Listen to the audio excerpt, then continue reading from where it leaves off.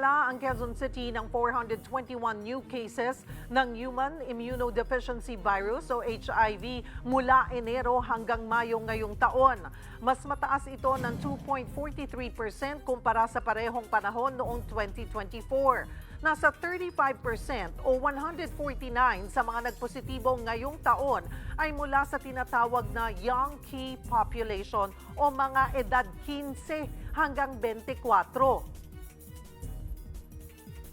Kaugnay niyan, makakausap natin si Dr. Rolando Cruz, ang City Epidemiologist at Head ng Quezon City Epidemiology and Surveillance Division. Magandang tanghali po sa inyo, Doc. Salamat po sa oras. Magandang tanghali, ma'am, at sa mga nakikinig po sa atin. Doc, nasa 2.43% yung itinaas ng kaso ng HIV dyan sa atin sa Quezon City ngayong taon kumpara noong nakaraang taon. Gaano po ito ka-significant? So, nasa halos first quarter pa lang, no, ma'am, so ang nakikita natin. So, ang posibilidad nito ay mas tumaas pa to doon sa mga susunod na buwan, no, nakikita natin. Kasi ang nakikita natin yung mga, hindi lang naman kasi ito, Ma'am Cheryl, no, sa taga Quezon City. So kasi ang dami nagpupunta dito sa ating syudad para magpa-test. So at least mga 60% nito ay taga QC and the rest are from other areas. So lalo na ngayon na nag-announce tayo about HIV. So ang dami nagpapatest po ngayon. So pagka marami nagpapatest, marami rin po tayong madadawag. So yung significant po yung increase, pero sana yung greater percentage nito ay ma-enroll din natin sa treatment. Ayon din po sa inyong datos, 35% ng bagong kaso ay mga kabataang edad 15 hanggang 24. Ano ang nakikita niyong dahilan ng pagtaas ng kaso sa age group na ito? Ang HIV ay natatransmit through, mostly through sexual, unprotected sexual encounter, no? So, ang nakikita natin yung mga ganyang edad, especially yung 15 to 24 nga, ay really active on doing risky behavior. Unfortunately, hindi pa nila alam paano nila maprotektahan yung sarili nila about on HIV. So, kulang sa kaalaman, saka yung public access doon sa mga possible paraan paano nila maprotektahan yung kanilang sarili, no? So, nagkakaroon talaga ng mga risky behaviors among our young people. Paano ho tinutugunan ang stigma sa HIV testing at diagnosis, lalo na sa mga kabataan? Ano po yung strategy ng Quezon City para hikayatin ang mas maraming tao na magpa-test? So, ang strategy ay, of course, idalin sa community yung services, no? So, kaya nga marami tayong clinics sa Quezon City that caters for STI and HIV. So, yung mga health center natin, no? So, available na rin dito yung ating mga testing. So, anyone who wants to get tested, dapat pupunta lang doon sa ating health center. So, ang problema yung pag hindi handa ang mga facilities, no, nagkakaroon ng discrimination, nagkakaroon ng alinlangan yung mga kabataan, especially kabataan na magpa-test. So yun po yung sinisiguro namin dito sa ating mga pasilidad sa Quezon City na walang ganun, ano, walang discrimination, walang mamamahiya, walang mag-judge sa'yo, no, pagka ikaw ay magpapatest about HIV. So, importante po yun, ma'am, na kailangan ang mga facilities natin ay non-discriminatory. No? Dapat hindi nila dinidiscriminate yung mga nagpapatest natin, especially mga kabataan natin na once nakaramdam po ng ganun yan, hindi na po yan babalik dun sa ating mga facility. No? Na ang sinasabi ngayon po, di ba, Doc Cruz, na ito ay parang isang diabetes, hypertension na sakit na mayroon na lamang maintenance, but they could live normal.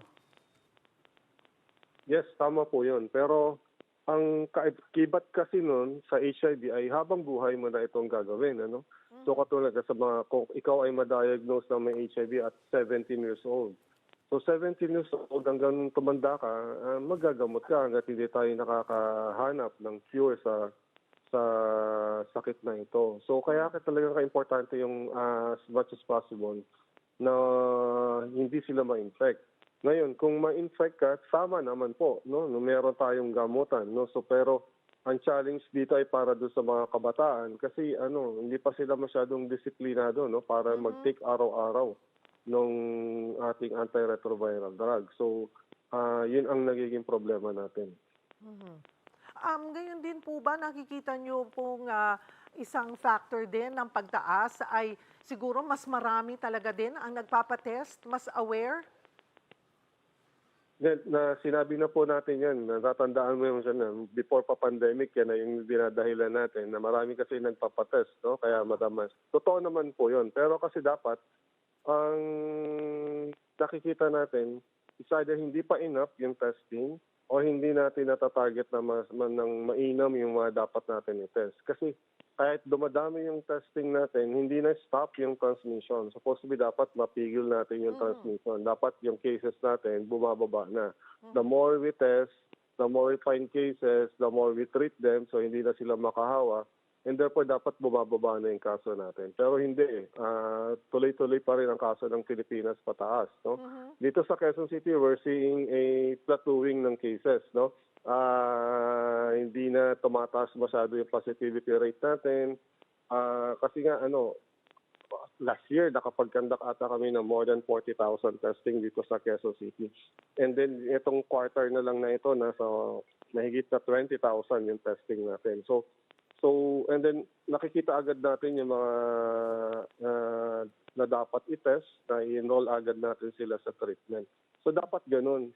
So dapat pag nag-test pa ako in the next few years, dapat nakita na natin yung pagbaba ng kaso. So kailangan maging strategic yung testing natin. Meron po ba kayo nakikitang o naiisip or pinaplano sa Quezon City na kung paano differently o gagawing differently yung approach para mas ma-target, sabi nyo nga po, yung gustong targetin pagdating po sa testing?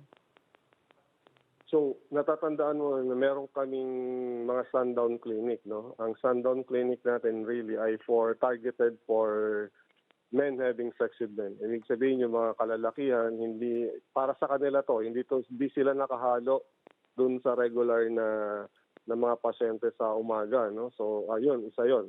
Talagang naging successful to, talagang pinupuntahan ito ng ating mga kalalakihan na gusto magpa-test.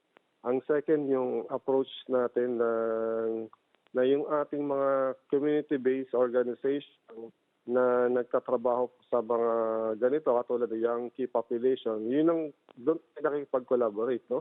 Nakikipag-trabaho sa kanila para ma-reach ng gobyerno yung tamang mga test, no?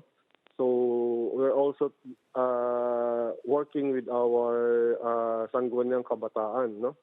Ang tinrain na natin sila, yung mga SK natin, ng paano mag-test, no? Yung ng kapwa nila kabataan, and then pinasyal natin sila doon sa ating mga clinics, no, para meron silang makita na kabataan din na katulad nila, pwede nilang sila yung mag-refer doon sa ating mga clinic.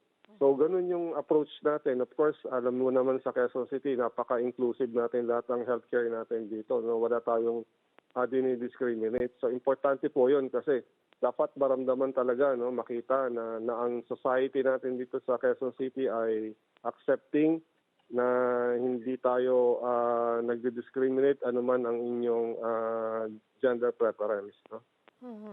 Una na pong nanawagan ang Department of Health na ideklarang National Public Health Emergency ang HIV. Sang-ayon ho ba kayo rito? Yes, opo. Sang-ayon po ako dito kasi it's going to be a whole government approach, no? So hindi lang pwede sa Quezon City makita yung mga services, no? Sa nabanggit ko sa'yo kanina na 40% of our cases are coming from all over the country, no? As far as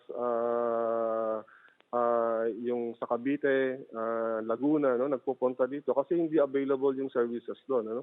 Or even sa nearby cities, hindi ko alam kung bakit dito sila nagpupunta kasi hindi pa available yung kanilang services doon. So kailangan pag nagdeklara tayo ng national health emergency, lahat ay dapat kumilos, no? Magpaplano tayo paano dapat gagawin sa lahat ng local government. Dapat makapaggawa sila ng kanilang maayos na programa sa HIV. Ano po ang gusto nating ipabatid sa publiko, lalo na sa mga kabataan tungkol po sa HIV, Doc? Ang mga kabataan ay kailangan natin engage, no? Alamin natin sa kanila kung ano yung pwede nating gawing solusyon. So, yung mga magulang, kausapin niyo po yung inyong mga anak, no? Usually, kung ikaw ay may anak na 15 to 24 years old na lalaki, no? Especially lalaki. So, kailangan po natin ito kausapin, ano? It doesn't mean na nagpa-practice na sila ng risky behavior, but just talk about HIV. I-discuss sa pamilya ang HIV. I-discuss dapat sa eskwelahan ng HIV, no? So, importante po yon para alam natin lahat at wala tayong mga myths na about HIV na hindi naman totoo, no? Dapat alam natin kung paano nahawa, ano ang HIV. So sa lokal na pamahalaan ng Quezon City, ready po kami umassist, no, sa mga magkakaroon ng infection. Gagabayan po natin sila paano maggamot at libre naman po ito. Pero Doc, hindi po lahat ng magulang ay mayroon ding enough na impormasyon or kaalaman. May mga hakbang ba, programa ang Quezon City na para to inform din yung mga, sabi nyo nga po, yung mga adults para makausap nila ng tama at mabigyan naman ng tamang impormasyon ng mga kabataan? Tama po kayo, ma'am. Actually, late last year, no, yung PTA sa buong Quezon City, kinausap natin. Tinanong natin sila about HIV. Talagang tama ka po, wala silang alam, no, mali yung ibang kaalaman nila. Iba ay hindi really talaga aware na sa sakit na HIV. So, inisip namin, pagka ganun ang mga magulang, paano nila kakausapin yung mga anak nila about HIV? So, yun ang ginawa natin, in-educate natin sila, ulitin natin uli ngayon, ano? Kasi magkakaroon na naman ng set ng mga parents, teachers as group, no? So, ituturo natin sa kanila ano ang HIV. At tapos last year, nagtatanong sila bakit walang testing sa school. So, Ay, hindi pwede. ngayon, sabi namin na since na-open na po nila yon at pamapayag na sila, gagawin na po natin, magkakaroon na tayo ng testing na sa school ngayon ng HIV. Will that be okay? Doc, hindi ho kaya na-violate din naman yung karapatan po ng bata? Kasi mas madali pong Hindi naman kumalat, po di ito, ba, kung sino magpapatest. Opo. Hindi naman po ito magiging mandatory. Of course, kailangan natin consent ng bata. So, kailangan yun ang importante doon. So, at hindi rin ito malalaman ng school, kung sino po meron mga magpa-positive doon. Of course, magkakaroon tayo ng confidentiality doon sa result ng test. So, at ite-prepare naman po natin ang mga school, no, para hindi na basta testing yung gagawin. Ang unang gusto naming pangalagaan ay siyempre yung mga kabataan na magpa-positive, no, sa test. So, yun po yung pinaka-importante doon. Siguro, Doc, doon po sa mga nanonood po sa atin, sino yung mga dapat na magpa-test? Ano po yung mga senyales, sintomas na dapat bantayan din? At saka sino yung mga high risk? So, of course, alam natin sa HIV, wala ito talagang simptomas. No? Wala itong parang inuubo, nilalagnat. O parang sa dengue, no? Pagka ikaw ay 3 araw o 2 araw nang nilalagnat, kailangan mo na magpa-test, baka dengue ito. Sa HIV, wala kasing ganon. So, ang gagawin dyan, ang usually nangyayari dyan pagka ikaw ay na-infect, magkakaroon ka lang ng mabilis na parang flu-like symptoms, tapos mawawala na, tapos makaka-recover na yung pasyente. Parang walang nangyari. So, pero meron kang infection, no? So, meron kang HIV. So, ang mga high risk ay yung nagpa-practice na, sabi ko kanina, nakakapagkaroon ng sexual intercourse with among their peers. Multiple No? Usually ay partners. yung lalaki kapwa sa lalaki. Ngayon ay nakikita natin na nagkakaroon ng intercourse, nagkakaroon ng unprotected intercourse. No? So, yun ang yun ang high risk ngayon. So sila talaga yung nagkakaroon ng HIV. So yung kailangan maliwanag yun. Kailangan maliwanag yun na sa ating mga magulang, sa ating mga nasa school, no? Sa ating mga kababayan na hindi na natin mapipigilan yung ganong sitwasyon kasi kailangan lang nila malaman kung paano protektahan yung sarili nila. Kasi doon nagkakaroon ng discrimination kasi kasi ang bata-bata mo pa, nakikipagtali ka na, kaya yan ang nangyayari sa'yo. So, nagkakaroon agad ng judgment sa part ng mga adult. So, dapat hindi ganoon. So, dapat ang mga kabataan ngayon ay ina-accept na nila yung kanilang sexuality. So, nag-explore sila.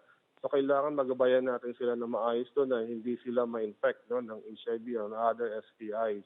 Dapat mabigay sa kanila yung kaalaman, ma-empower sila paano po protect ang sarili nila. And then again, kung hindi, karamihan kasi sa mga kabataan, hindi sila ganun ka-comfortable sa kanilang mga magulang. Doon po we have centers, no? Doc, lalo na sa Quezon City, we have centers na pwede silang mag-walk-in at doon ay magagabayan sila. Yes, opo. At pwede nilang i-discuss doon, no? Yung kung meron nararamdaman sila, pwede silang kumausap ng ating mga health worker doon at yun ay para matulungan sila kasi kailangan meron silang magabayan sila lalo na yung mga may nararamdaman na, lalo na yung mga may simptomas din ng STI, no? So nakakahiya kasi, no, kung sa nanay mo, sa magulang mo, sasabihin mo yung mga simptomas mo, minsan hindi nila kaya yon. So sa atin dito sa Quezon City, they can go to these facilities natin para matulungan po sila. Marami pong salamat, Dr. Rolando Cruz ng Quezon City Epidemiology and Surveillance Division.